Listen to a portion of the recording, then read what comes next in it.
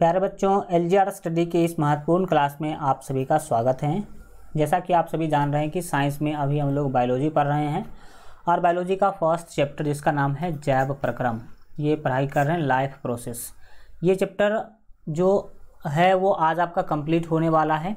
फिर एक क्लास और हम लोग करेंगे जिसमें इस चैप्टर से रिलेटेड सारे महत्वपूर्ण क्वेश्चन को देखेंगे। ठीक है, चलिए शुरू करते हैं। चीज़ों को सीखने समझने की कोशिश करते हैं, ध्यान से देखने की आप भी जो है कोशिश कीजिएगा। यहाँ पर जो है आज अगर बात किया जाए तो सबसे फर्स्ट टॉपिक जो है वो पढ़ने वाले हैं रक्तदाब, डैट मीन्स ब्लड प्रेशर। ये पिछले क्लास में ही हम आपको बोले थे कि अगले क्लास में हम लोग रक्तदाब से शुरुआत करेंगे। ठीक है, तो सबसे पहले हमें पता होना चाहिए कि रक्तदाब क्या है। आपने कई बार सुना होगा कि इस व्यक्ति का ब्लड प्रेशर हाई हो जाता है, बीपी हाई हो जाता है, या कई बार आपने बीपी लो भी सुना होगा। तो बीपी हाई क्या है, बीपी लो क्या है, वो हम लोग क्या करेंगे इसमें समझने वाले हैं। देखिए, बीपी हाई पहले समझते हैं, फिर बीपी लो समझेंगे। बीपी हाई क्या है, बीपी है क्या, सबसे पहले समझिए। ब्लड प्रेशर यानी कि रक्त के द्वारा लगाया गया प्रेशर। तो रक्त है कहाँ मुख्य रूप से, तो रक्त है आपके धमनी और शिरा में। ठीक है, यानी कि आपके नस में है रक्त। रक्त कहाँ आपके नस में है। तो नस जो है वो एक पाइप के जैसा होता, आप सभी जानते हैं, और इसमें रक्त भरा हुआ है। इसमें क्या भरा हुआ है, रक्त भरा हुआ है। और ये जो रक्त है ये पाइप के दीवार पर धक्का देता रहता है। सही बात है, प्रेशर तो लगाएगा, पाइप के दीवार पर क्या लगाएगा, प्रेशर लगाएगा। ऊपर नीचे चारों साइड पाइप के दीवार पर क्या लगाएगा, प्रेशर लगाएगा। यही प्रेशर कहलाता है रक्त दाब यानी कि ब्लड प्रेशर। ठीक है, तो ये जो प्रेशर है रक्तदाब यानी कि जो ब्लड का जो प्रेशर है वो कभी कभी ज़्यादा हो जाता है, कभी कभी कम होता है।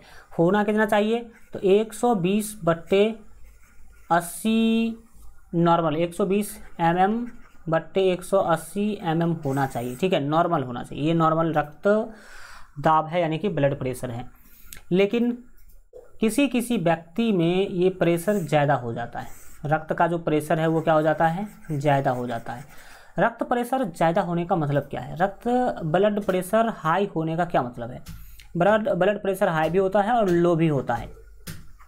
तो हाई होने का मतलब क्या है, हाई होने का मतलब ये है कि जब इस नस से बहुत ज़्यादा मात्रा में ब्लड बहना शुरू कर देगा, बहुत ज़्यादा मात्रा में ब्लड चलना शुरू कर देगा, तो अब पाइप का तो साइज फिक्स है, नस का जो साइज है वो तो फिक्स है, और उसी में रक्त का यानी कि ब्लड का मात्रा बढ़ गया। तो ब्लड का मात्रा बढ़ेगा तो प्रेशर बढ़ जाएगा, ब्लड का मात्रा बढ़ेगा तो प्रेशर क्या हो जाएगा, बढ़ जाएगा। तो उस स्थिति को कहते हैं ब्लड प्रेशर। ये ब्लड प्रेशर किस व्यक्ति में होता है, जनरली आप देखते होंगे कि जब आप दौड़ के आते हैं या फिर कोई भारी काम करते हैं तो आपका धड़कन भी तेज हो जाता है और ब्लड का प्रवाह भी तेज हो जाता है। ठीक है, तो जो व्यक्ति मतलब ज़्यादा जिसको बोलने की आदत हो, ज़्यादा अगर आप टेंशन लेते हैं तो उसके कारण भी क्या होता है कि ब्लड का जो गति है वो बढ़ जाता है। ब्लड का गति क्या हो जाता है, बढ़ जाता है। अब ब्लड का गति अगर बढ़ेगा तो इस नस के दीवार पर प्रेशर ज़्यादा लगेगा। तो हम उस स्थिति को कह देते हैं कि बीपी हाई हो गया। बीपी क्या हो गया, हाई हो गया। ठीक है, बीपी हाई होने का मुख्य कारण कई बार टेंशन को देखा जाता है, दिमाग पर ज़्यादा प्रेशर लेने से बीपी हाई हो जाता है। ठीक है, तो आपने देख लिया ब्लड प्रेशर क्या है। ब्लड प्रेशर वाले जो व्यक्ति होते हैं वो दो तरह के हो सकते हैं, ब्लड प्रेशर हाई यानी कि BP high, BP low. BP high क्या है, बीपी हाई उतना ज़्यादा खतरनाक नहीं है, बीपी लो बहुत ज़्यादा खतरनाक है। तो अभी तो हम बीपी हाई समझ रहे हैं। बीपी हाई क्या होता है, कैसे होता है, वो आपने देख लिया। बीपी हाई का लक्षण क्या है, बीपी हाई वाला व्यक्ति क्या करेगा, ज़्यादा बोलने लगेगा, ज़ोर ज़ोर से बोलने लगेगा, चुप ही नहीं होता रहेगा। समझ में आ रहा है कि नहीं आ रहा है। तो ये जो कारण है, जो ज़्यादा ज़ोर से आप बोलेंगे, आप ज़्यादा टेंशन में चले जाएंगे तो ब्लड का जो बहाव है, ब्लड का जो फ्लो है वो बढ़ जाता है। ब्लड का फ्लो बढ़ेगा तो इस नस पर प्रेशर ज़्यादा होगा, तो इसी को कह देंगे बीपी हाई। बीपी हाई वाले व्यक्ति का जो उसका बोलना है वो तेज होता है, ज़ोर ज़ोर से बोलने लगेगा, ज़्यादा देर तक बोलने लगेगा। तो ये स्थिति कहलाता है blood BP high. BP high BP low से कम खतरनाक है। बीपी हाई होता है तो लोग ज़्यादा बोलेगा, ये ज़ोर ज़ोर से बोलेगा और ये कुछ ज़्यादा नहीं इसमें दिक्कत होता है, लेकिन फिर भी खतरनाक तो है ही शरीर के लिए। अब समझते हैं बीपी लो। बीपी लो क्या होता है? ये आपका नस है, ठीक। जितना मात्रा में ब्लड बहना चाहिए, जितना मात्रा में ब्लड का प्रवाह होना चाहिए, उतना मात्रा में अगर प्रवाह हो रहा है तो नॉर्मल प्रेशर होगा। लेकिन अगर ब्लड का फ्लो कम हो जाए, ब्लड का बहना कम हो जाए, ब्लड इस नस में से कम गुजरने लगे, तो इस पर प्रेशर कम लगेगा, दीवार पर प्रेशर जो है कम लगेगा, दीवार पर प्रेशर कम लगेगा। प्रेशर कम लगेगा तो हम बोलेंगे कि बीपी लो हो गया। क्या बोलेंगे? बीपी लो हो गया, यानी कि बीपी ब्लड प्रेशर कम हो गया। ब्लड प्रेशर कम क्यों होता है? ब्लड के बहाव का कम होने के कारण होता है। अब मान लीजिए कि ये पाइप है, इसमें कम ब्लड जाएगा तो ये पर प्रेशर नहीं ना पड़ेगा जी, प्रेशर नहीं पड़ेगा तो बीपी ब्लड प्रेशर लो हो जाएगा। अब ब्लड प्रेशर लो होने के बहुत सारे अलग अलग कई कारण हैं और ये बहुत ज़्यादा खतरनाक होता है। ब्लड प्रेशर लो होना बहुत ही ज़्यादा खतरनाक माना जाता है। जब आपका बीपी हाई होता है तो आपके शरीर का टेम्परेचर बढ़ता है।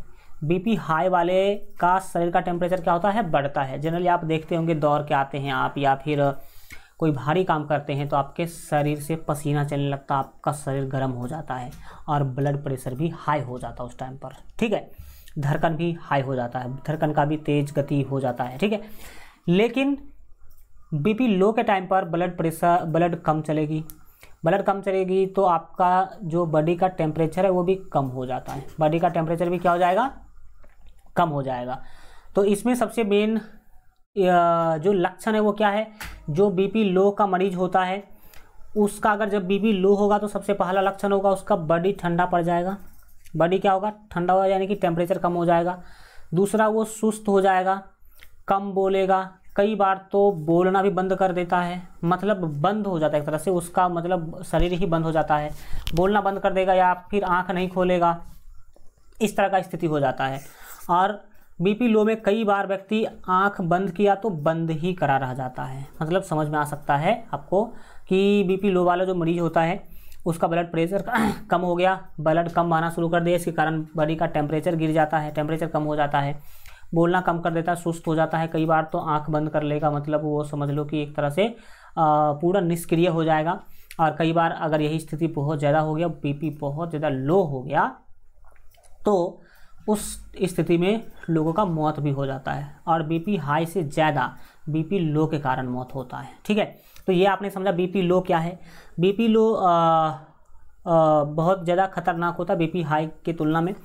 बीपी हाई क्यों होता है? बीपी हाई का मतलब भोजन पर भी निर्भर है। कई लोग मतलब नमक ज़्यादा खाते हैं, मीट मुर्गा ये सब ज़्यादा खाते हैं, जिसके कारण बीपी हाई होता है। बीपी लो हो जाता है तो बीपी लो वाले को बीपी हाई करने की सलाह दिया जाता है कि तुम बीपी को बढ़ाओ। बीपी बढ़ाने का कारण है मतलब स्थिति क्या है, लोग आप तो वैसे तो अपने मन से कुछ भी नहीं खाना चाहिए या फिर किसी भी चीज़ का नहीं प्रयोग करना चाहिए, डॉक्टर के सलाह से ही करना चाहिए। तो लोगों के मन में बैठा है कि नमक ज़्यादा खाने से बीपी हाई होता है, तो नमक ज़्यादा खा लेंगे तो बीपी लो वाला का फ़ायदा करेगा, बीपी हाई हो जाएगा उसका। तो बीपी लो वाले मरीज़ ज़्यादा नमक खाया करते हैं। बीपी लो वाले मरीज़ को मछली मुर्गा ये सब ज़्यादा खाना चाहिए, क्योंकि इससे ब्लड प्रेशर जो है बढ़ता है, ठीक है। मछली मुर्गा ये सब खाने से और नमक ज़्यादा खाने से। तो नमक ज़्यादा खाने की तो सलाह नहीं देंगे हम, ये सब डॉक्टरों के ऊपर निर्भर करता है। तो बीपी हाई बीपी लो के बारे में आपने कुछ समझा। अब बीपी यानी कि ब्लड प्रेशर के बारे में कुछ महत्वपूर्ण जानकारियाँ लेते हैं। सबसे पहला, रुधिर यानी कि रक्त वाहिकाओं के भित्ति के विरुद्ध, रुधिर वाहिका मतलब नस का भित्ति यानी कि इसका जो दीवार है वो, उसके विरोध में रक्त के द्वारा लगाए गए दाब को रक्त दाब कहते हैं। ये तो ऑलरेडी हम आपको समझा दिए। रक्तदाब क्या होता है समझ लिया आपने। रक्तदाब से संबंधित महत्वपूर्ण पॉइंट समझेंगे आप। पहला, यह दाब शिराओं की अपेक्षा धमनियों में बहुत अधिक होता है। क्यों? क्योंकि धमनी शुद्ध रक्त को पूरे शरीर में भेजती है, तो धमनी में प्रेशर ज़्यादा लगता है, तो शिरा की अपेक्षा धमनी में ब्लड प्रेशर ज़्यादा होता है, ये याद रखेंगे। दूसरा याद रखेंगे कि जो प्रेशर है वो दो प्रकार के होते हैं। एक होते हैं प्रकुंचन दाब, ये धमनी में लगती है। धमनी के अंदर रुधिर का दाब जो है वो निलय प्रकुंचन कहलाता है, इसी को संकुंचन कहते हैं। तो निलय प्रकुंचन या संकुंचन के दौरान प्रकुंचन दाब कहलाता है। निलय प्रकुंचन या संकुंचन के टाइम पर जो ब्लड जो है प्रेशर लगाती है धमनी के ऊपर, उसे हम लोग जो है प्रकुंचन दाब कहते हैं। या सीधा समझ लीजिए, धमनी पर ब्लड के द्वारा जो प्रेशर लगाया जाता है उसे ही प्रकुंचन दाब कहते हैं, ठीक है।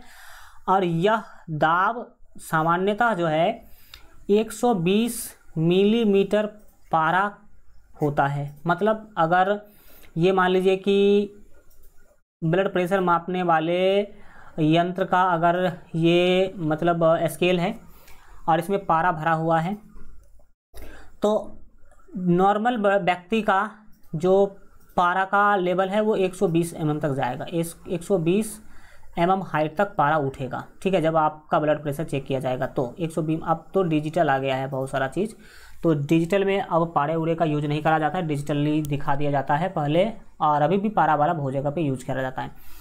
तो जो प्रकुंचन दाब है वो सामान्य मनुष्य के लिए कितना होता है, 120 mm पारा के हाइट के बराबर होता है। 120 mm पारा के हाइट के बराबर होता है। दूसरा अनुस्थिलन दाब। अनुस्थिलन दाब क्या है, ये धमनी के अंदर, कहाँ पर, ये धमनी पर लगती है, तो धमनी के अंदर रुधिर का दाब जो है धमनी के अंदर, एक मिनट रुकिएगा, शरीर बिल्कुल ठीक है, शरीर ये स्थिलन दाब, 1 सेकंड रुकिएगा।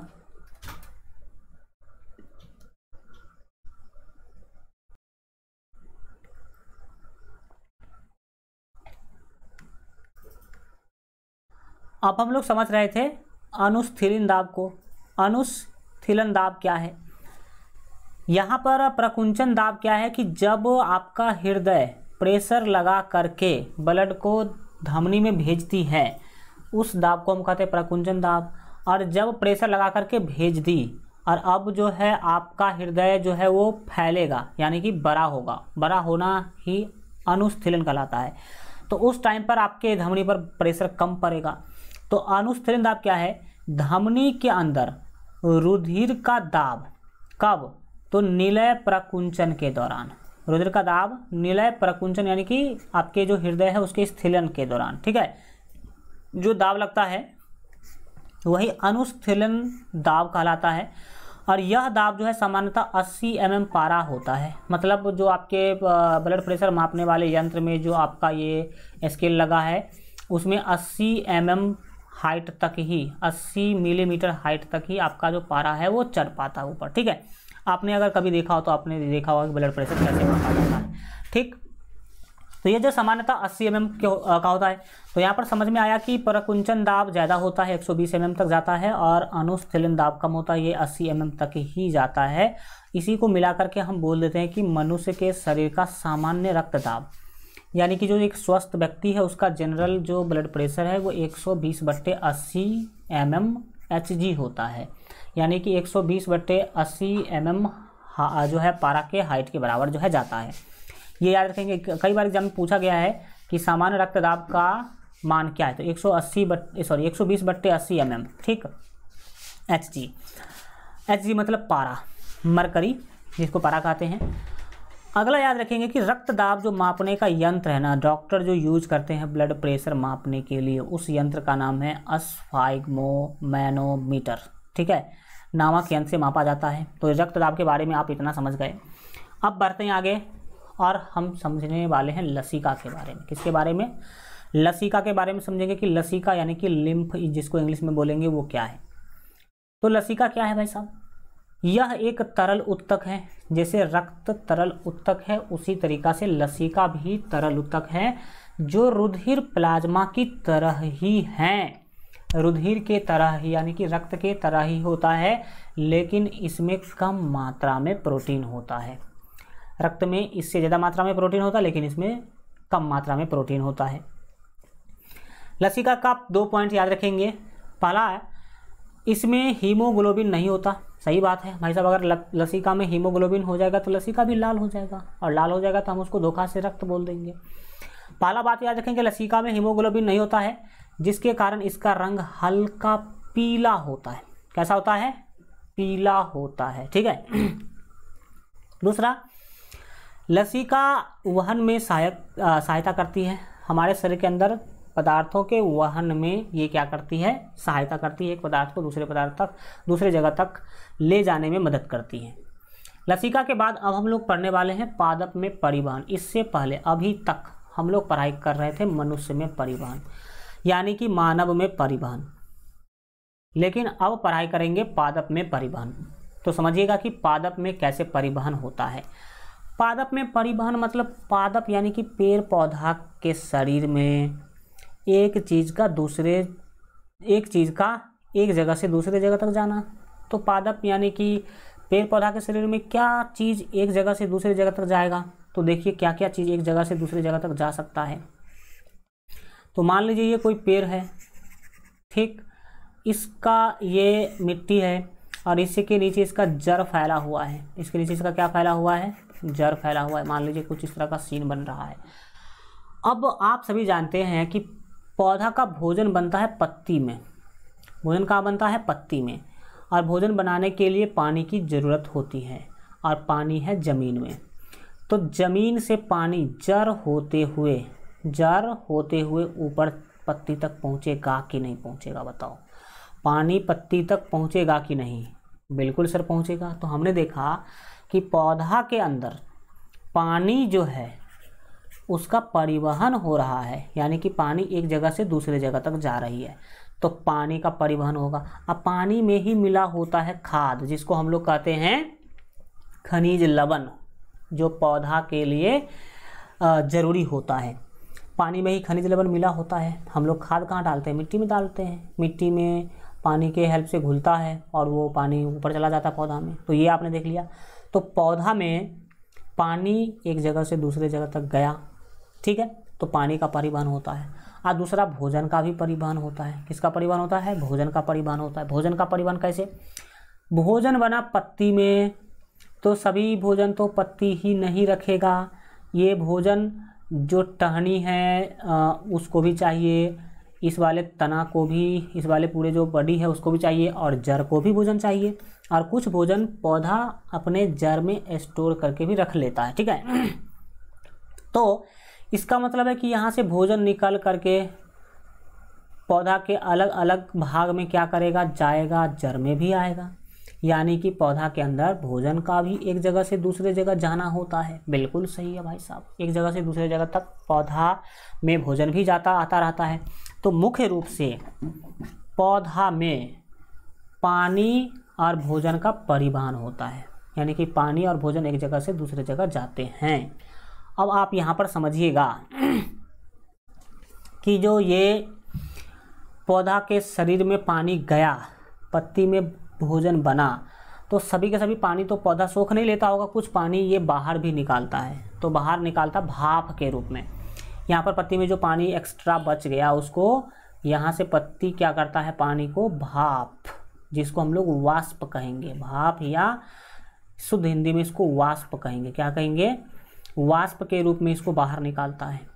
तो बाहर निकलने का काम वाष्पीकरण के द्वारा होता है। बाहर निकलने का काम किसके द्वारा होता है, वाष्पीकरण के द्वारा होता है, जिसे उत्सर्जन कहेंगे। जिसे क्या कहेंगे, उत्सर्जन कहेंगे। तो ये उत्सर्जन का टॉपिक हम उत्सर्जन के टॉपिक में ही पढ़ाई करेंगे।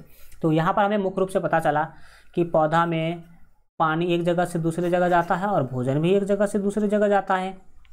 याद रखिएगा कि पानी और भोजन को एक जगह से दूसरे जगह तक ले जाने के लिए दो अलग अलग प्रकार के वहन तंत्र का उपयोग करती है पौधा। पौधा में मुख्य रूप से दो ही वहन तंत्र होते हैं। पहला का नाम है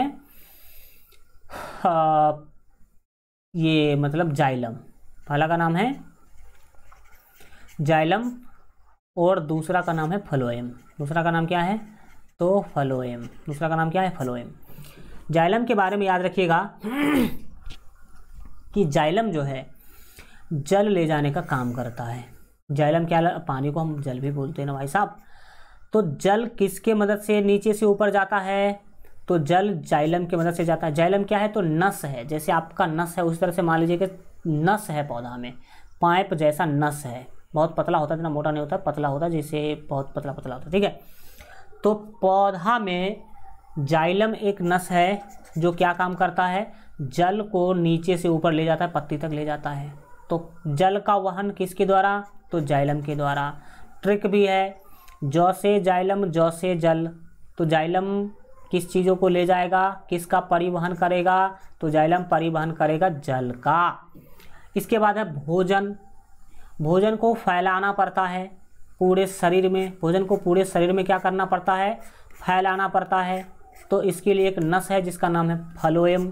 फ्लोएम एक नस है, पूरे शरीर में नस फैला होता, बॉडी में पूरे नस होता है एक प्रकार का, जिसे कहते हैं फ्लोएम। तो भोजन को फैलाने का काम, यानी कि भोजन को पत्ती से निकाल करके पूरे बॉडी में फैलाने का काम कौन करेगा, फ्लोएम करेगा। तो भोजन भी एक जगह से दूसरी जगह गया, उसको ले कौन गया, तो फ्लोएम ले गया। तो भोजन को कौन फैलाता है, तो फ्लोएम फैलाता है। भोजन को कौन फैलाता है, तो फ्लोएम फैलाता है। तो ये आपने देख लिया फ्लोएम के बारे में। तो आपने देखा मोटा मोटी कि पौधा में परिवहन कैसे होता है, जाइलम क्या है, फ्लोएम क्या है, वो सब चीज़ों आपने जो है देखा। अब बढ़ते हैं आगे, इससे रिलेटेड कुछ महत्वपूर्ण बातें जानते हैं। पौधों में पदार्थ का परिवहन मुख्यतः 2 विधियों से होता है।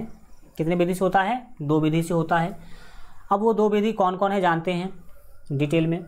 एक तो है स्थानांतरण विधि। स्थानांतरण मतलब एक जगह से दूसरे जगह तक जाना, यह स्थानांतरण कहलाता है। और भोजन और पानी का जो वहन है वो स्थानांतरण विधि से ही होता है। और दूसरा है वाष्पोत्सर्जन, यानी कि भाप छोड़ करके भी पौधा अपने शरीर से जो है परिवहन करती है। तो हम लोग सबसे पहले स्थानांतरण विधि पढ़ेंगे। तो यहाँ पर हमने लिख दिया है कि खनिज एवं भोजन। खनिज यानी कि पानी हो गया, हमने अभी जस्ट बोला कि पानी में ही खनिज लवण पाए जाते हैं। पानी में क्या पाए जाते हैं, खनिज लवण पाए जाते हैं। और भोजन, तो खनिज एवं भोजन का जलीय घोल, भोजन के जलीय घोल का पौधों के एक भाग से दूसरे भाग में जाना स्थानांतरण कहलाता है। यानी कि पौधा के शरीर में खनिज लवण के साथ जो जल है वो और भोजन जब एक जगह से दूसरी जगह जाएगा तो इसको कहते हैं स्थानांतरण। क्या कहते हैं इसको, स्थानांतरण कहते हैं। जबकि पत्तियों की सतहों पर अभी बताए थे कि जो पानी बच जाता है भोजन बनाने के बाद, जो पानी बच जाता है उसे पत्ती क्या करती है, भाप के रूप में वायुमंडल में छोड़ देती है। भाप के रूप में वायुमंडल में उस पानी को छोड़ देती है। तो वही लिखा गया है, जबकि पत्तियों की सतहों पर पाए जाने वाले वातरंध्र, हमने बताया है कि पत्ती पर छोटे छोटे रंध्र पाए जाते हैं, छिद्र पाए जाते हैं, छोटे छोटे छिद्र पाए जाते हैं, जिसे ही रंध्र कहते हैं। और वातरंध्र मतलब खुला हुआ रंध्र। तो यहाँ पर आपने देखा कि पत्तियों की सतहों पर पाए जाने वाले वातरंध्रों से होकर जल का भाप के रूप में वातावरण में विलीन होना वाष्पोत्सर्जन कहलाता। सही बात है। जो पानी बच गया भोजन बनाने के बाद एक्स्ट्रा, उसे पत्ता क्या करती है, इस छोटे छोटे छिद्र से भाप के रूप में वायुमंडल में छोड़ देती हैं। उसे ही कहते हैं हम वाष्पोत्सर्जन। विलीन कर देती है यानी कि मिला देती है, वायुमंडल में इस पानी को मिला देती है, और इसे ही हम वाष्पोत्सर्जन कहते हैं। आगे बढ़ेंगे तो हमें पढ़ना है पादप में वहन तंत्र के घटक। तो 2 घटक है, जाइलम और फ्लोएम। तो याद रखिएगा कि पादपों में वहन तंत्र के 2 मुख्य घटक हैं। पहला तो है जाइलम, दूसरा है फ्लोएम। तो पहले जाइलम के बारे में पढ़ लेते हैं। पहला जाइलम। जाइलम खनिज के जलीय घोल का वहन जड़ से पूरे पादप में करती है। सही बात है, हमने बताया खनिज, जल में ही खनिज मिला होता, वो भी हमने आपको बताया। तो जल को लेकर के पूरे शरीर कहो या फिर पत्ती कहो, वहाँ तक पहुँचाने का काम करती है कौन, जाइलम। दूसरा है फ्लोएम। फ्लोएम का क्या काम है, तो फ्लोएम पत्तियों द्वारा संश्लेषित भोजन, पत्ती जो भोजन बनाया उस भोजन को पूरे पादप में फैलाती हैं। कौन, फ्लोएम। फसे फ्लोएम और फसे फैलाती है किस चीज़ को, भोजन को। तो भोजन फ्लोएम भी आपने क्या कर लिया, देख लिया। अब बढ़ेंगे आगे और अब हम लोग समझने वाले हैं पादप में जल का परिवहन, यानी कि पादप में जल कैसे एक जगह से दूसरे जगह तक आता जाता है। तो सिंपल है, पादप में जल का परिवहन जाइलम के द्वारा होता है, वो ऑलरेडी हम लोग जानते हैं। पादप में जल का परिवहन किसके द्वारा होता है? जाइलम के द्वारा होता है। जाइलम के बारे में अगर बात किया जाए तो बताएंगे आप कि जाइलम उत्तक नलिकाओं के आकार का होता है। नलिका मतलब नली यानी कि नस के जैसा होता है, एवं इसका एक जाल पूरे पेड़ में फैला होता है। ये पूरे पेड़ में जाल की तरह फैला होता है जाइलम। जाइलम उत्तक पौधों में जल का परिवहन करती है। सही बात है, जाइलम जो है जल को एक जगह से दूसरी जगह ले जाती है। पौधे जड़ के द्वारा मिट्टी से जल को अवशोषित करते हैं। बिल्कुल सही है, पौधा जो है जड़ के मदद से ही मिट्टी में से जल लेती है। इस जल में पौधों के विकास के लिए अन्य आवश्यक खनिज तथा लवण भी घोल के रूप में उपस्थित रहते हैं। विलय मतलब घोल के रूप में रहते हैं। सही बात है, जल में ही खनिज और लवण होते हैं। जड़ के द्वारा अवशोषित जल जाइलम उत्तक के द्वारा पौधों के विभिन्न भागों तक पहुंचाया जाता है। सही बात है, जल के द्वारा ही ये पहुंचाने का काम किया जाता है। ये आपने देखा जाइलम से संबंधित। जाइलम का कुछ और बात याद रखेंगे कि पौधों में विशेषकर रात्रि में यानी कि रात के समय में, पौधों में विशेषकर रात्रि के समय पत्तियों के रंध्रों से वाष्पन की प्रक्रिया होती है। पत्ती है, इसमें छोटे छोटे छिद्र पाए जाते हैं। ये ऑलरेडी हम आपको बता रखे हैं, छोटे छोटे छिद्र पाए जाते हैं। रात के टाइम पर इस छोटे छोटे छिद्र से क्या होता है? वाष्पन की क्रिया होती है, यानी कि जल भाप के रूप में बाहर निकलती है। जल क्या होती है? भाप के रूप में इसमें से बाहर निकलती है, और इस वाष्पन की क्रिया को वाष्पोत्सर्जन कहते हैं। हमने पीछे भी बताया है। इस वाष्पन की क्रिया के कारण जाइलम में दाब कम हो जाता है। देखो, पेड़ में जाइलम था, जाइलम में पानी भरा हुआ था दिन के टाइम पर, तो जाइलम का प्रेशर ज़्यादा था।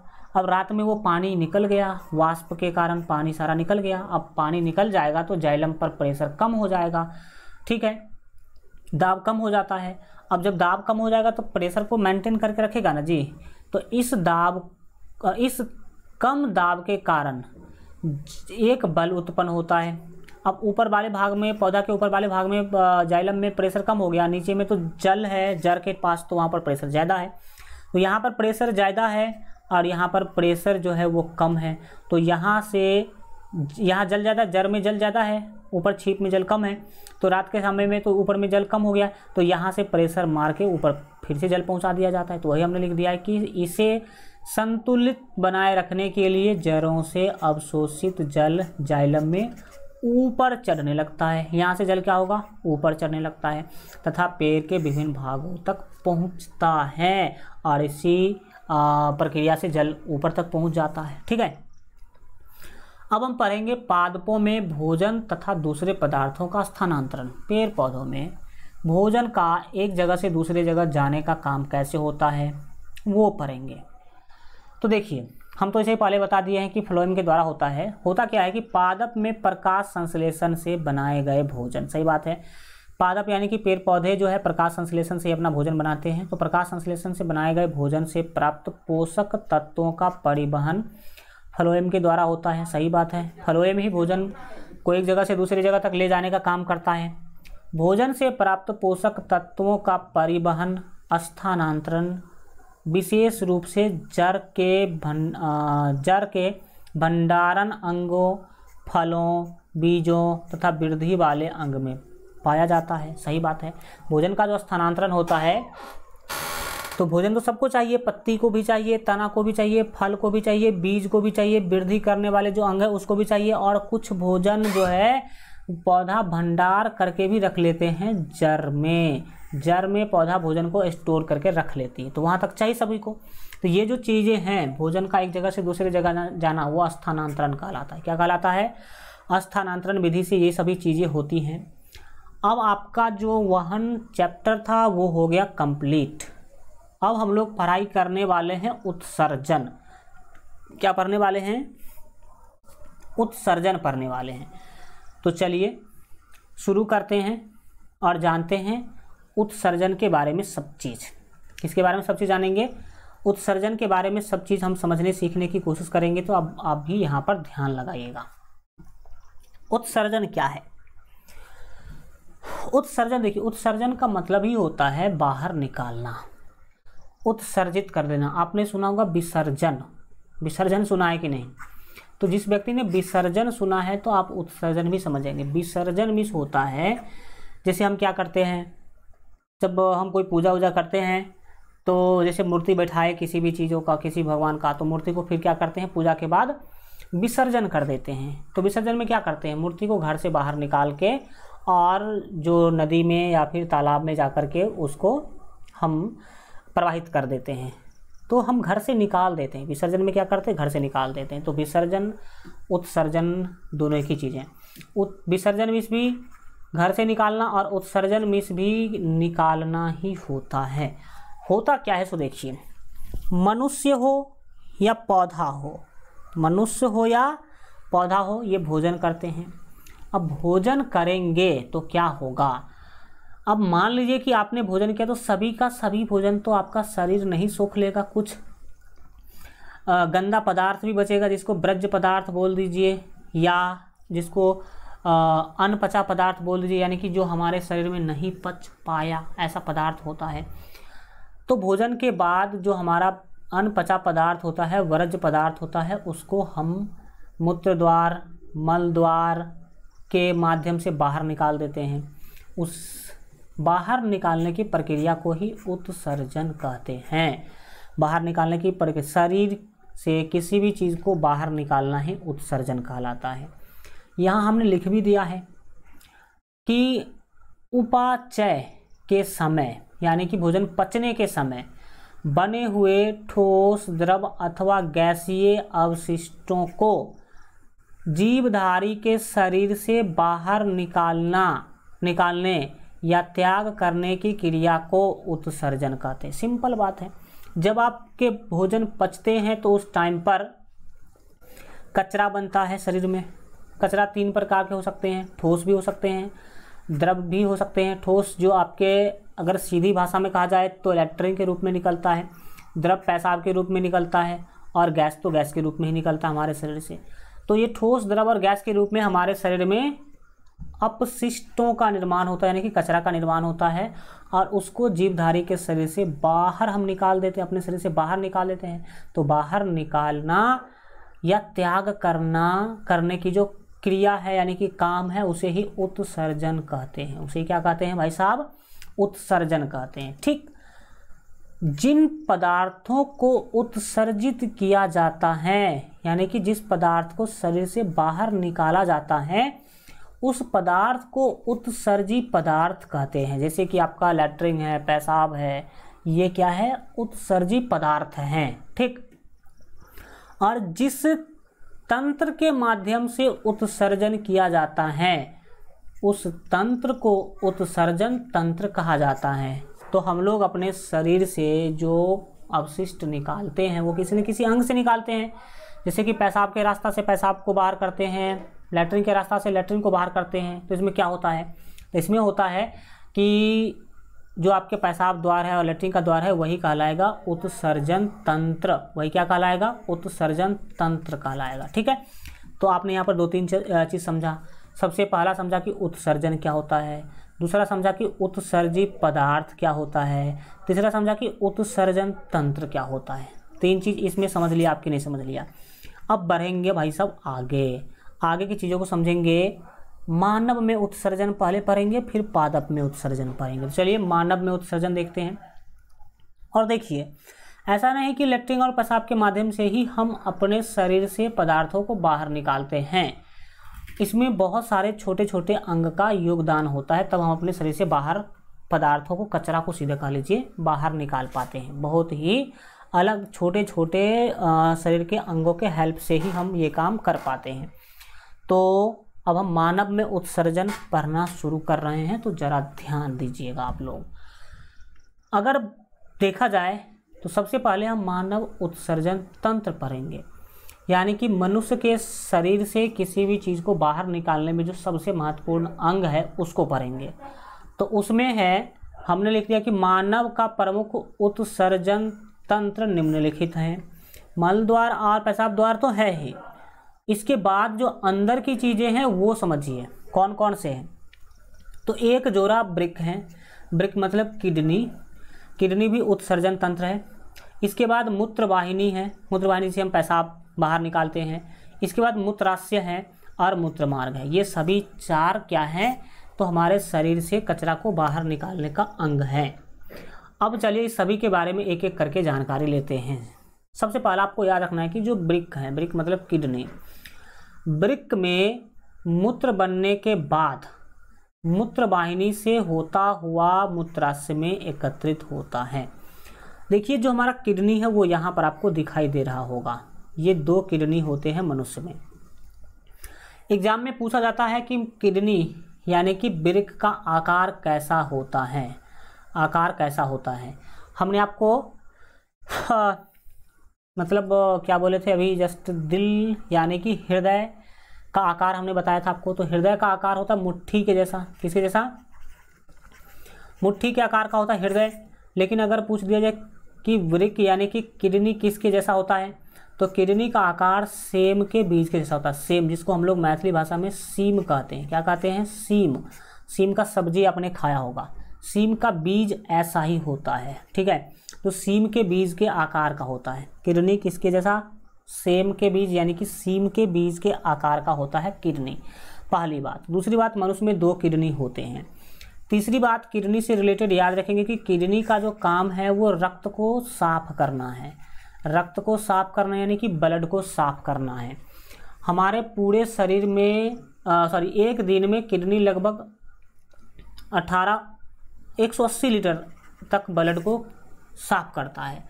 180 लीटर ब्लड को ये पूरे दिन में साफ कर देता है, जिसमें 180 लीटर में 1 से 2 लीटर मूत्र बनता है प्रत्येक दिन। ये मूत्र क्या है? अब देखो इधर होकर के ब्लड आया किडनी में, किडनी में ब्लड आया, गंदा ब्लड। अब इस गंदा ब्लड में से क्या करेगा? गंदगी को छांट करके, यही है मूत्रमार्ग। मूत्रमार्ग होते हुए ये है आपका मूत्राशय, जहाँ पे मूत्र इकट्ठा होते हैं। तो इसमें से गंदगी को निकाल करके किडनी क्या करेगा? ब्लड में से गंदगी को निकाल करके मूत्रमार्ग होते हुए यहाँ पर मूत्राशय यानी कि मूत्र के थैली में जाकर के रख देगा गंदगी को। वही गंदगी पेशाब कहलाता है। वही गंदगी क्या कहलाता है? तो पेशाब कहलाता है, ठीक है। तो ये पूरे दिन में लगभग 180 लीटर के आसपास ब्लड को ये साफ करता है, जिसमें से 1 से 2 लीटर के बीच मूत्र बनता है। मूत्र मतलब वो गंदा पदार्थ बनता है, ठीक है। ये चीज़ सब आप याद रखेंगे। इसमें हमने देखा ही कि वृक्क में मूत्र बनने के बाद, कहाँ? वृक्क यानी कि किडनी में मूत्र बनता है। बनने के बाद मूत्रवाहिनी से होता हुआ, यानी कि ये जो आपको पीला वाला पाइप दिखाई दे रहा है यही है मूत्रवाहिनी। तो मूत्रवाहिनी से होता हुआ क्या होता है? मूत्राशय में एकत्रित होता है। ये जो आपको थैला दिख रहा है इसी को कहते हैं मूत्राशय। तो मूत्राशय में आ जाता है और फिर हम इसको क्या करते हैं? मूत्रमार्ग यानी कि सीसन में के हेल्प से इसको हम बाहर निकाल देते हैं, ठीक है। ये आपने देख लिया। दूसरा चीज़ है कि मूत्र बनने का उद्देश्य क्या है? भाई साहब मूत्र क्यों बनता है, पेशाब क्यों बनता है हमारे शरीर में? इसका कारण है कि रुधिर से वर्ज्य पदार्थ यानी कि रुधिर से गंदगी पदार्थ को छानकर बाहर करना। ब्लड में पानी भी होता है, गंदा पदार्थ भी होता है। तो गंदा पदार्थ और कुछ पानी को किडनी क्या करता है? मूत्र में भेज देता है। और इससे क्या होता है कि ब्लड में जो गंदगी था वो मूत्र यानी कि पेशाब के साथ हमारे शरीर से बाहर निकल जाता है। पेशाब के साथ हमारे शरीर से क्या होता है? बाहर निकल जाता है। अगर इस वाले यंत्र को देखेंगे ध्यान से, तो सबसे पहले ऊपर देखिए बाईं वृक्क धमनी है। ये लाल वाला जो है बाईं वृक्क धमनी है, पाइप होता है ये, सीधा समझ लीजिए। इसके बाद बायां वृक्क है, ये वाला जो है बायां वृक्क यानी कि बायां किडनी है। और अगला देखेंगे तो बाईं वृक्क शिरा है। ये वाला जो ब्लू वाला ये दिख रहा होगा आपको, बायां वृक्क शिरा है। इसके बाद महाधमनी है। ये जो आपको ये वाला चीज़ दिख रहा होगा ये महाधमनी है। इसके बाद बाईं मूत्रवाहिनी है। अगर देखा जाए मूत्रवाहिनी को तो ये बिल्कुल ठीक है। ये वाला जो आपको पीला वाला जो पाइप दिख रहा है इसी से किडनी हो के मूत्र यानी कि पेशाब हमारे मूत्राशय में आता है। और महाशिरा है ये वाला हरा वाला पाइप महाशिरा कहलाता है। और मूत्राशय है ये वाला आपका, और ये सीसन यानी कि मूत्रमार्ग है, ठीक है। यही मानव उत्सर्जन तंत्र है। एग्जाम में इसका फिगर बनाने के लिए कई बार बोल देता है। बोलेगा कि मानव उत्सर्जन तंत्र का स्वच्छ नामांकित चित्र बनाइए। तो आपको ये फिगर बनाना होगा, ये सारा नाम लिखना होगा, आपको मिलेंगे 5 मार्क। समझ सकते हैं इस छोटे से काम के लिए, ठीक है। तो ये चीज़ सब आप याद रखने की कोशिश करेंगे। अब हम लोग पढ़ने वाले हैं मानव वृक्काणु की रचना। वृक्काणु जो है उसका कैसा रचना होता है, उसका संरचना कैसा होता है, ये चीज़ अब हम लोग सीखने समझने वाले हैं, तो ध्यान लगाइएगा। मानव वृक्काणु की रचना कैसी होती है, ठीक है। तो सिंपल सी बात है, याद रखिएगा। आपने सुना भी होगा, नहीं सुना तो आज सुनिए। वृक्क की संरचनात्मक एवं क्रियात्मक इकाई को वृक्काणु कहते हैं, और वृक्काणु को ही इंग्लिश में नेफ्रॉन कहते हैं। जो आपका वृक्क था, कौन चीज़, वृक्क था, वृक्क यानी कि किडनी। जो आपका किडनी है ना, तो किडनी का जो संरचनात्मक और क्रियात्मक इकाई है, इसका बनावट और काम करने का जो बनावट है, उसी को हम लोग नेफ्रॉन कहते हैं। क्रियात्मक और संरचनात्मक इकाई को क्या कहते हैं, नेफ्रॉन कहते हैं, या इसको वृक्काणु कहते हैं। यानी कि किडनी में छोटे छोटे जो यंत्र पाए जाते हैं, किडनी में छोटे छोटे जो मतलब अंग पाए जाते हैं, उसे ही वृक्काणु कहते हैं। किडनी बड़ा सा है, सीम के बीज के जैसा, अब इसमें छोटे छोटे यंत्र पाए जाते हैं, उसे ही नेफ्रॉन या वृक्काणु कहते हैं। उसे ही नेफ्रॉन या क्या कहते हैं, वृक्काणु कहते हैं। वृक्काणु के प्रमुख भाग निम्नलिखित है, मतलब वृक्काणु में छोटे छोटे अंग पाए जाते हैं, वो 4 मुख्य हैं। पहला है कोशिका गुच्छ, दूसरा है बोमेन संपुट, तीसरा है नलिका भाग, चौथा है संग्राही वाहिनी। तो ये आप देख सकते हैं, ये जो डंटा के जैसे दिखाई दे रहा है वो संग्राही वाहिनी है। बोमेन संपुट कौन है, तो आप देख सकते हैं कि ये वाला जो आपको हल्का गुठली जैसा दिखाई देता है, ये गुठली बोमेन संपुट है। इसके बाद नलिका भाग कौन है, तो नली जैसा जो आपको दिखाई दे रहा है, ये नली, नाली की जैसे ये सब चीज़ें दिखाई दे रहा है, ये नली का भाग कहलाएगा, ठीक है। नली का भाग देख सकते हैं, ये नली, ये सब नली दिख रहा है ना, ये नली जैसे दिखाई देती है, इसी को हम लोग नली का भाग कहते हैं। और संग्राही वाहिनी, संग्राही वाहिनी तो हमने आपको बता ही दिया। तो ये सारे किडनी का छोटा छोटा अंग है, उसे ही नेफ्रॉन कहते हैं या वृक्काणु कहते हैं। एग्जाम में पूछेगा कि वृक्काणु को परिभाषित करें, वृक्काणु किसे कहते हैं, तो बोलिएगा वृक्क की संरचनात्मक एवं क्रियात्मक इकाई को वृक्काणु कहते हैं या नेफ्रॉन कहते हैं। एग्जाम में कई बार पूछा गया है कि वृक्काणु की यानी कि नेफ्रॉन का स्वच्छ नामांकित चित्र बनाइए, या वृक्काणु की स्वच्छ नामांकित चित्र बनाइए। तो ये वाला चित्र आपको बनाना पड़ेगा, इसके मुख्य अंग के नाम आपको लिखने पड़ेंगे, जिस तरह से हमने इस फिगर में लिख दिया है, बना दिया है, ठीक है। तो इसका फिगर भी आप सीख लेंगे बनाना। इसके बाद है वृक्क की कार्य प्रणाली, किडनी हमारा काम कैसे करता है ये समझने वाले हैं। समझिएगा कि किडनी कैसे काम करता है। वृक्क यानी कि किडनी की संपूर्ण कार्य प्रणाली निम्नलिखित चरणों से पूरी होती है। स्टेप बाय स्टेप हमारा वृक्क काम करता है। पहला स्टेप, कोशिका गुच्छ होती है। कोशिका गुच्छ में छनन क्रिया होती है। कोशिका गुच्छ जो है, गुच्छ जो आपने देखा फिगर में, वो ब्लड को छानने का काम करती है।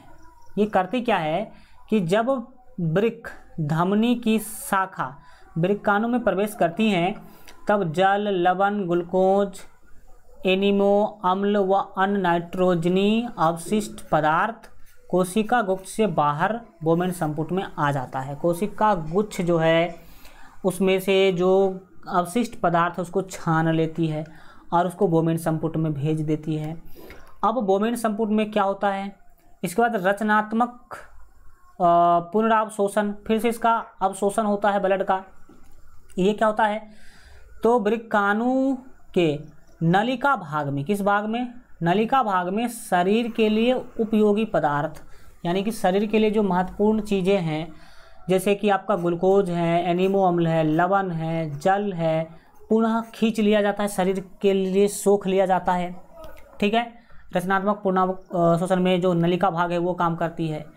इसके बाद जो है आपका तीसरा स्टेप में क्या होता है कि नलिका स्रावन होती है। इसमें क्या होता है कि जो हमारे ब्लड में यूरिया है या अतिरिक्त जल है, जो ज़रूरत से ज़्यादा जल है, वह लवण उत्सर्जित, वो लवण है, ये सभी जो उत्सर्जित पदार्थ है, ये वृक्काणु के नलिका भाग के अंतिम सिरे में रह जाते हैं और मूत्र का निर्माण करते हैं। यूरिया, जल, लवण, ये सब मिला करके किसका निर्माण करता है? मूत्र का निर्माण करता है। वहाँ से मूत्र संग्रह वाहिनी व मूत्र वाहिनी से होता हुआ मूत्राशय में संग्रहित हो जाता है और वहाँ से निकल करके मूत्र मार्ग होते हुए जो है मूत्राशय में जाकर के वो इकट्ठा हो जाता है तथा मूत्राशय के दाब के द्वारा, अब मूत्राशय में ज़्यादा आपका जो है ना पेशाब इकट्ठा हो जाएगा तो प्रेशर बनेगा, तो उस स्थिति को कहते हैं कि हमें पेशाब लग गया। तो ठीक है, वो पेशाब जो है प्रेशर कारण हुआ और फिर आप जाकर के मूत्र मार्ग से उसको बाहर निकाल देते हैं। तो इस तरह का तरीका से आपका किडनी काम करता है। इसके बाद अगर देखा जाए आगे तो हम समझते हैं कृत्रिम वृक्क की। कृत्रिम वृक्क क्या होता है? ये वृक्क एक ही कौ होना चाहिए, दो को कौ लिख दिया गया तो वृक्क समझेंगे। कृत्रिम वृक्क भगवान के द्वारा जो हमें किडनी दिया गया उसे प्राकृतिक किडनी कहते हैं। लेकिन कई बार आपने सुना होगा कि मनुष्य का किडनी खराब हो जाता है। कई बार आपने क्या सुना होगा कि मनुष्य का किडनी क्या हो जाता है? खराब हो जाता है। सही बात है भाई साहब, मनुष्य का किडनी खराब हो जाता है। तो जब मनुष्य का दोनों किडनी खराब हो जाए तो उस टाइम पर ब्लड छानने का काम कौन करेगा? बंद हो जाता है। ब्लड छानने का काम बंद हो जाता है, ब्लड नहीं छन पाता है और पूरे शरीर में गंदा ब्लड फैल जाता है और पूरे शरीर में गंदा ब्लड फैलेगा तो मनुष्य का मौत हो जाएगा। इसी कारणों से कई बार क्या किया जाता है कि मानव के द्वारा बनाया गया किडनी हमारे शरीर में लगा दिया जाता है या मानव के द्वारा बनाए गए किडनी के मदद से हमारे ब्लड को साफ किया जाता है। ठीक है, तो उसी किडनी को कहते हैं कृत्रिम वृक्क या मानव निर्मित वृक्क भी आप इसे कह सकते हैं। याद रखिएगा कि मनुष्य में 2 किडनी पाए जाते हैं। मनुष्य में 2 किडनी पाए जाते हैं। इसमें याद रखने वाली बात है कि कुछ टाइम ये किडनी काम किया, फिर कुछ टाइम ये किडनी काम करता है। मान लीजिए कि 6 महीने ये किडनी काम किया और ये किडनी 6 महीने आराम कर रहा था, रेस्ट कर रहा था। फिर अगले 6 महीने ये किडनी काम करेगा और ये किडनी 6 महीने रेस्ट करेगा। ठीक है, इसीलिए हमारे शरीर में भगवान ने 2 किडनी दिया है ताकि एक काम करेगा तो एक आराम करेगा। अब हम क्या करते हैं? हम मतलब मनुष्य क्या करते हैं? उल्टा सीधा काम करते हैं ज़िंदगी में। जो नहीं खाना चाहिए वो भी खाते हैं, जो नहीं पीना चाहिए वो भी पीते हैं। शराब, दारू, गुटखा समझ में आ रहा होगा, शिखर, बीड़ी, सिगरेट समझ में आ रहा होगा, ये सब पीते हैं। इसके कारण हमारा किडनी हो जाता खराब। कई बार किसी का एक किडनी खराब हो जाता है। जिस व्यक्ति का एक किडनी खराब हो गया तो समझ लीजिए इसकी फिक्स है कि इसका दूसरा किडनी भी खराब होगा। क्यों?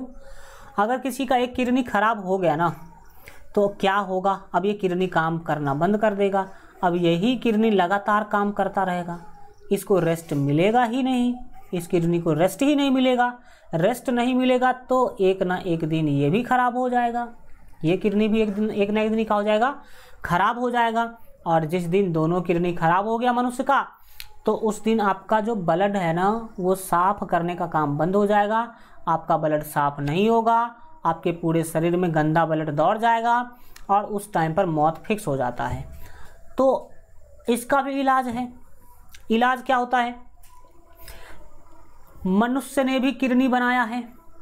ठीक है, मनुष्य यानी कि डॉक्टर ने भी जो किडनी बनाया उसे कहते हैं कृत्रिम वृक्क या मानव निर्मित किडनी। अब जिसका दोनों किडनी खराब हो गया तो उसको डॉक्टर क्या करते हैं? मानव निर्मित किडनी के हेल्प से उसका ब्लड साफ करते हैं, जो कि बहुत ही महंगा होता है। अब इसके ब्लड को क्या किया जाएगा? मानव निर्मित किडनी के द्वारा साफ किया जाएगा। सप्ताह में 1 बार साफ करवाना पड़ता है। ठीक है, अब 1 बार साफ करवाने का दाम लाख रुपये आता है कम से कम।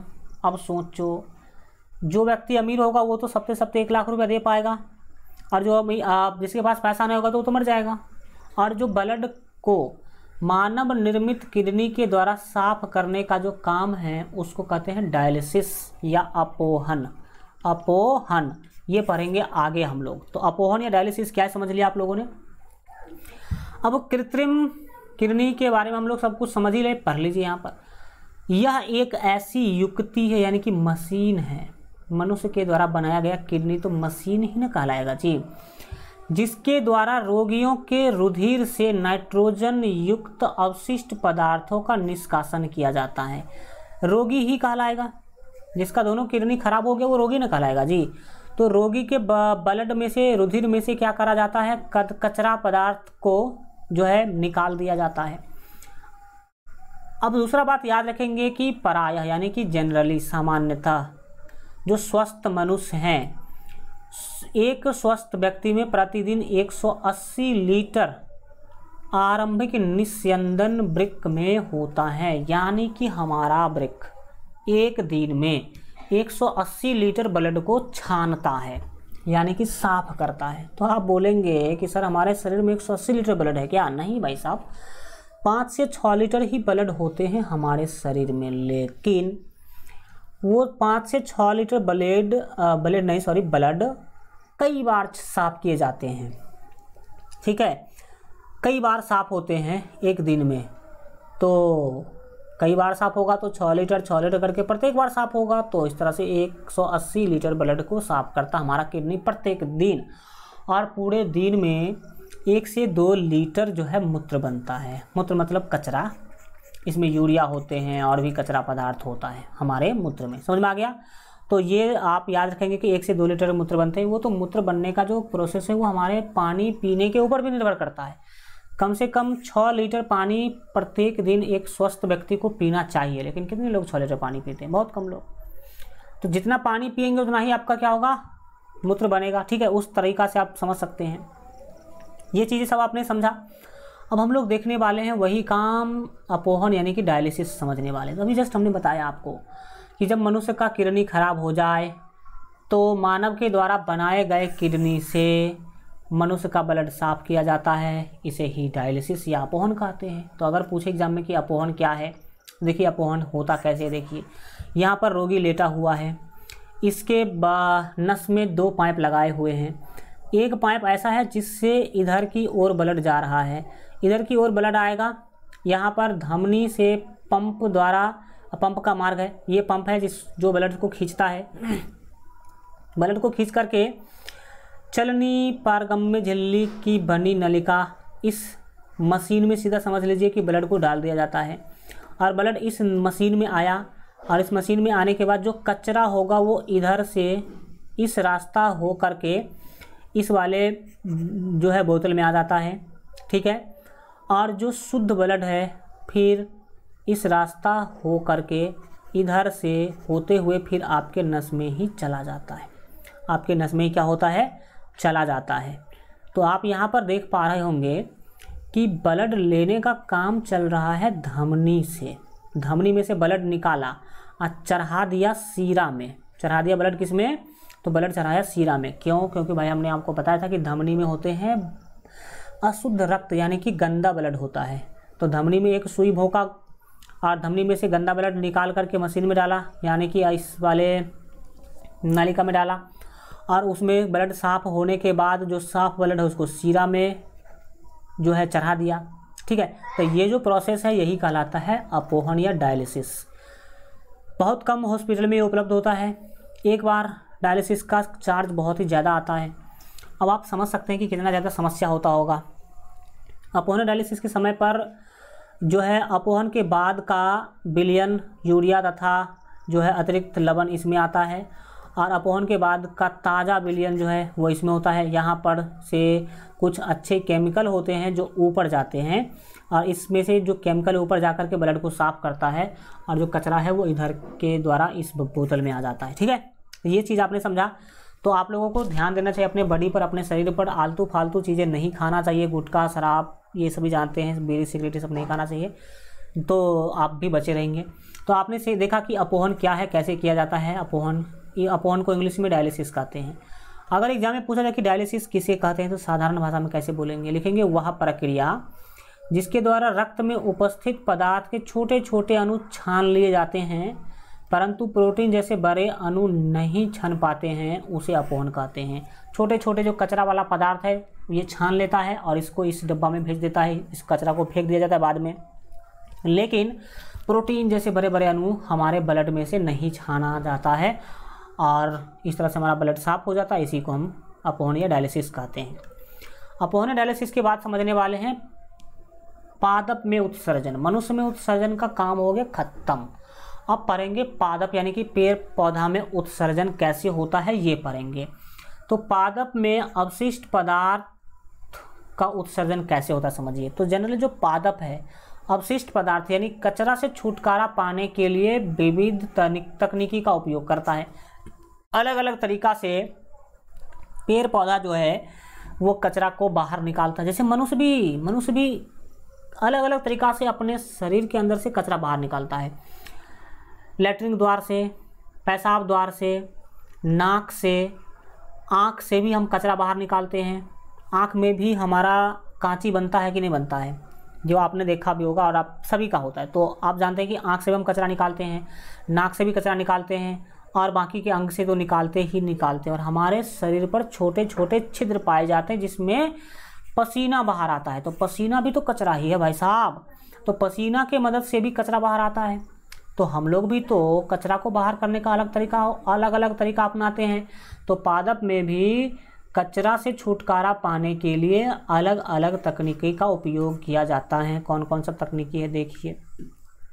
पहला, वाष्पोत्सर्जन प्रक्रिया द्वारा पादप अतिरिक्त जल यानी कि फालतू जल से छुटकारा पाता है। हमने आपको पहले ही बताया है कि पत्ती में भोजन बनता है, यहाँ पे ही जल होता है और इसमें जो अतिरिक्त जल बच गया, एक्स्ट्रा जल बच गया, उसको पत्ती क्या करती है, भाप के रूप में वायुमंडल में छोड़ देती है। तो यही हुआ, वाष्पोत्सर्जन क्रिया के द्वारा पादप जो है अतिरिक्त जल से छुटकारा पा लेती है। एक तरीका ये हुआ। दूसरा तरीका, बहुत से पादप अवशिष्ट पदार्थ को कोशिका रिक्तिका में संचित करते हैं। पादप में जो कोशिका पाए जाते हैं उसमें इकट्ठा करता जाता है।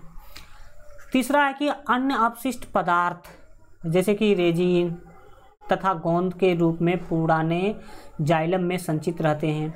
गोंद या रेजिन के रूप में भी कचरा को इकट्ठा कर लेते हैं पौधा।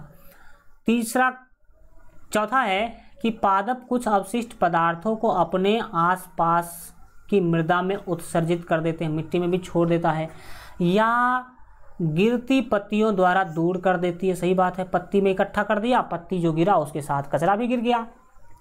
ये सब चीज़ें होता रहता है। इसके बाद अब जो हम लोग क्वेश्चन करना है, तो ये क्वेश्चन जो है वो हम लोग अगले क्लास में डिस्कशन करेंगे। ये चैप्टर हो गया आपका ख़त्म, यानी कि पूरा चैप्टर का जो कंसेप्ट है वो आप लोगों ने पढ़ लिया। अगले क्लास में हम लोग क्वेश्चन डिस्कशन करेंगे। Okay, thank you so much, good bye, take care. मिलेंगे हम लोग अगले क्लास में। तब तक अपना ख्याल रखिए और LGR स्टडी देखते रहिए। सेशन को शेयर कीजिए अपने दोस्त मित्र यार भाई बहन को बताइए कि LGR स्टडी पर इस तरह का क्लास प्रत्येक दिन चल रहा है। Okay, good bye.